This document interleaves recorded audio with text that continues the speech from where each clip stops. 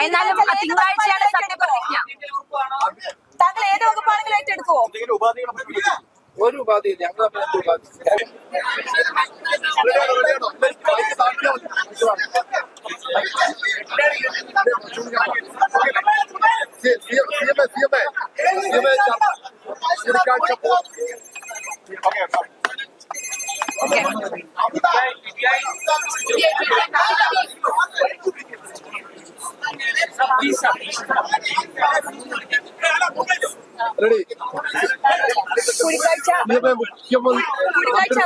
മന്ത്രിസഭയിലേക്ക് ഞാൻ അദ്ദേഹമായിട്ട് കൂടിക്കാഴ്ച ഞാൻ എപ്പോഴും വരുന്ന വീടല്ലേ ഇത്.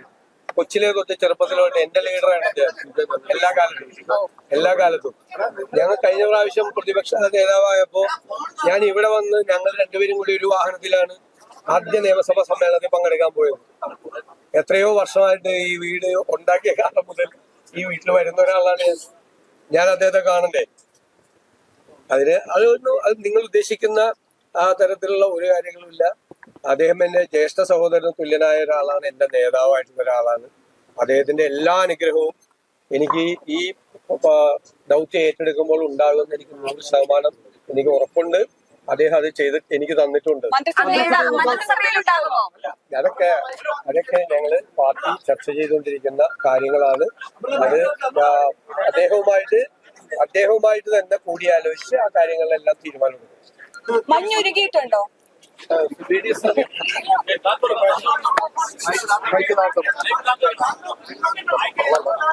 സതീശൻ മുഖ്യമന്ത്രിയായതിൽ ഞാൻ സന്തോഷിക്കുന്നു. ഹൈക്കമാൻഡിന്റെ തീരുമാനത്തെ ഞാൻ സർവാത്മന സ്വാഗതം ചെയ്യുന്നു. ഇന്ന് രാവിലെ ഗുരുവായൂർ 1-ാം തീയതി ആയതുകൊണ്ട് ഗുരുവായൂർ പോയി ഞാൻ തൊഴിലിട്ട് പത്രക്കാരെ കണ്ടപ്പോൾ ഞാനിത് പറഞ്ഞതാണ്. അദ്ദേഹം ഇവിടെ പറഞ്ഞു വളരെയേറെ വ്യക്തിപരമായ ബന്ധങ്ങളുള്ളവരാണ് ഞങ്ങൾ എല്ലാവരും. തീർച്ചയായിട്ടും കഴിഞ്ഞ 10 വർഷത്തെ LDF ഭരണത്തിൽ നിന്നുള്ള കേരളത്തെ മോചിപ്പിക്കാനുള്ള ദൗത്യം അദ്ദേഹത്തിനാണ് പാർട്ടി ഹൈക്കമാൻഡ് ഏൽപ്പിച്ചിട്ടുള്ളത്. അത് പാർട്ടി പ്രവർത്തകരും ഞങ്ങൾ എല്ലാവരും കൂടി ചേർന്ന് നിറവേറ്റും എന്നാണ് എനിക്ക് പറയുന്നത്. പാർട്ടി തീരുമാനിക്കുന്ന കാര്യം.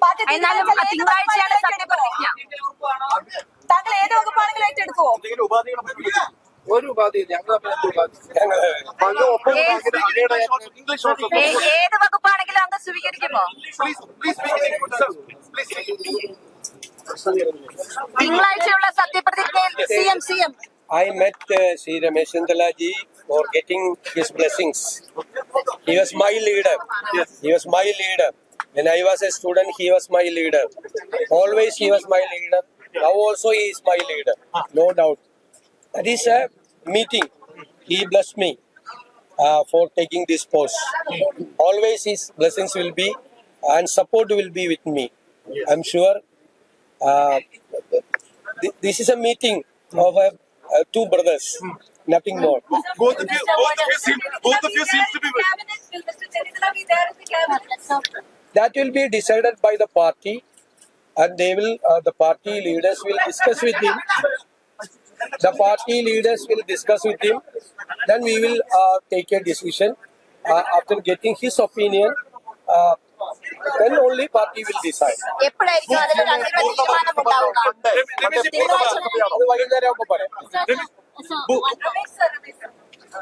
Okay. Okay.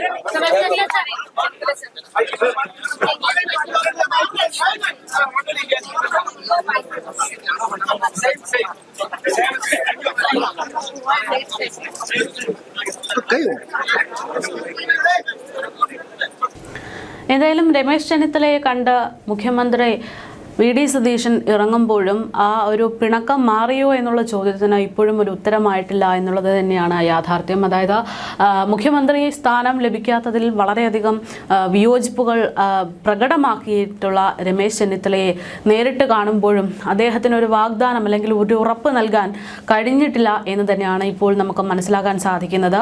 ആഭ്യന്തരം മറ്റു വകുപ്പുകളുടെയൊക്കെ കാര്യങ്ങൾ നമ്മൾ ഔദ്യോഗികമായി തീരുമാനിക്കും. ഇതൊരു ജ്യേഷ്ഠനെ കണ്ടുള്ള ഒരു മടക്കം എന്നുള്ളത് മാത്രമാണ് ആവശ്യമാണ് എന്ന് പറഞ്ഞു വെക്കുന്നു മുഖ്യമന്ത്രി. എന്തായാലും രമേശ് ചെന്നിത്തല ഈ ഒരു വിഷയത്തിൽ മുഖ്യമന്ത്രിയായിട്ട് വി ഡി സതീശനെ പ്രഖ്യാപിച്ചത് മുതൽ വിയോജിപ്പുകൾ പ്രകടിപ്പിച്ചു എന്നത് കൃത്യമായിട്ട് വി ഡി സതീശൻ മനസ്സിലാക്കുന്നു. കാര്യങ്ങൾ നേരിട്ട് കണ്ട് സംസാരിക്കാൻ വേണ്ടി രമേശ് ചെന്നിത്തലയുടെ വീട്ടിലേക്ക് നിയുക്ത മുഖ്യമന്ത്രി വി ഡി സതീശൻ ഇന്ന് എത്തിയിരിക്കുന്നു എന്നുള്ള കാര്യങ്ങളാണ് നമുക്ക് ഇപ്പോൾ വ്യക്തമാകുന്നത്. അനുനയ കൂടിക്കാഴ്ച നടന്നുകൊണ്ടിരിക്കുന്ന സാഹചര്യത്തിൽ അബിൻ വർക്കിയും അൻവർ സാദത്ത് ഉൾപ്പെടെയുള്ള ആളുകൾ അവിടെ സാന്നിധ്യം ഉറപ്പിച്ചിരുന്നു. അവരാണ് മുഖ്യമന്ത്രിയായ വി ഡി സതീശനെ സ്വീകരിച്ച് ചെന്നിത്തലയുടെ വീട്ടിലേക്ക് എത്തിക്കുന്നത്. ചെന്നിത്തല വീട്ടിൽ നിന്നും പുറത്തിറങ്ങാതിരുന്ന സാഹചര്യം ഉണ്ടായിരുന്നു. പക്ഷെ പിന്നീട് മുഖ്യമന്ത്രിയും ചെന്നിത്തലയും ഒപ്പം ഇറങ്ങുകയും ചെയ്തു. മാധ്യമങ്ങളോട് സംസാരിച്ചു. ജ്യേഷ്ഠതുല്യനായിട്ടുള്ള ആളാണ് ചെന്നിത്തല. അതുകൊണ്ട് തന്നെ എല്ലാ പിന്തുണയും അദ്ദേഹത്തിൻ്റെ ഭാഗത്തു നിന്നുണ്ടാകുമെന്നുള്ള ഉറപ്പുണ്ട് എന്നാണ് വി ഡി സതീശൻ ഇപ്പോൾ മാധ്യമങ്ങളോട് പറഞ്ഞിരിക്കുന്നത്. മന്ത്രിസ്ഥാനത്തേക്ക് വരുമോ എന്നുള്ള പാർട്ടി തീരുമാനം അത് വൈകാതെ തന്നെ ഉണ്ടാകും. അതുവരെ കാത്തിരിക്കണം ചെന്നിത്തല, അതാണ് പ്രതികരിക്കുന്നത്. പിന്നെ പിണറായി വിജയനെ വീട്ടിലെത്തി സന്ദർശിച്ചതിന് ശേഷമായിരുന്നു ഇന്നിപ്പോൾ വി ഡി സതീശൻ ചെന്നിത്തലയുടെ വീട്ടിലെത്തി സന്ദർശനം നടത്തി ചർച്ചകളൊക്കെ നടത്തിയിട്ടുള്ളത് എന്നതുള്ളതും ശ്രദ്ധേയമാണ്. സതീഷിനെ കണ്ടയുടൻ പിണറായി ഇറങ്ങി വന്ന അദ്ദേഹത്തെ സ്വീകരിച്ച കാഴ്ചകൾ നമ്മൾ കണ്ടു. ചായ കുടിച്ചും വിശേഷങ്ങൾ പങ്കുവച്ചും വി ഡി സതീശൻ അവിടെ നിന്ന് മടങ്ങി. മുഖ്യമന്ത്രി പ്രഖ്യാപനത്തിന് പിന്നാലെ ചെന്നിത്തല അതൃപ്തി പ്രകടമാക്കിയതിന്റെ ഭാഗമായിട്ടാണ് ഇപ്പോൾ വി ഡി സതീശൻ ചെന്നിത്തലയുടെ വീട്ടിലെത്തുന്നത്. സീനിയോറിറ്റി പരിഗണിച്ചില്ല എന്നുള്ളതായിരുന്നു ആദ്യം തന്നെ ഈ അതൃപ്തി പ്രകടമാക്കുമ്പോൾ ചെന്നിത്തല ചൂണ്ടിക്കാണിച്ചത്. ആഭ്യന്തര വകുപ്പ് തനിക്ക് വേണമെന്ന് ജോസഫ് വാഴക്കനെ KPCC പ്രസിഡന്റ് ആക്കണമെന്നുള്ള ആവശ്യവും ചെന്നിത്തല ഇപ്പോൾ നിലവിൽ ഉന്നയിച്ചിട്ടുണ്ട്.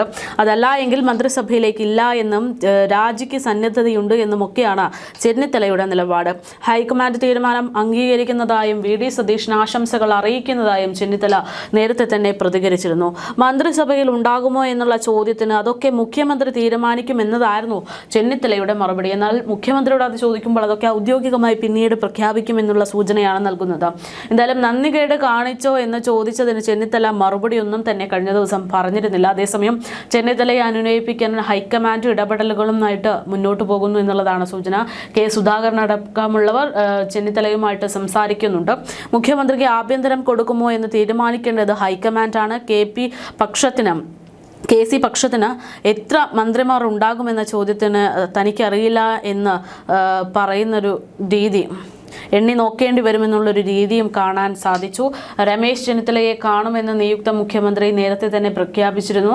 തൻ്റെ നേതാവ് ചെന്നിത്തലയെയും അദ്ദേഹത്തെയും നേരിട്ട് കണ്ട് അദ്ദേഹത്തോട് സംസാരിക്കണം, പ്രധാന വകുപ്പുകളെ കുറിച്ചുള്ള ചർച്ചകൾ അങ്ങനെ പലതും ഉണ്ടാകുമെന്നുള്ള സൂചനകളായിരുന്നു ആദ്യം തന്നെ വന്നത്. എന്തായാലും ഇത്തരത്തിൽ മുഖ്യമന്ത്രിയായ വി ഡി സതീശൻ ചെന്നിത്തലയെ ചെന്ന് കണ്ടിരിക്കുന്നത്, അനുനയിപ്പിക്കാനുള്ള പ്രവർത്തനങ്ങൾ നടത്തിയിരിക്കുന്നത് അത് വളരെ സുപ്രധാനപ്പെട്ട കാര്യമാണ്. അതായത് മുഖ്യമന്ത്രിയായി അധികാരമേറ്റ വി ഡി സതീശൻ പറഞ്ഞൊരു കാര്യമുണ്ട്. അതായത് ടീം UDF ആയി മുന്നോട്ട് പോകും എന്നുള്ളൊരു പ്രഖ്യാപനം.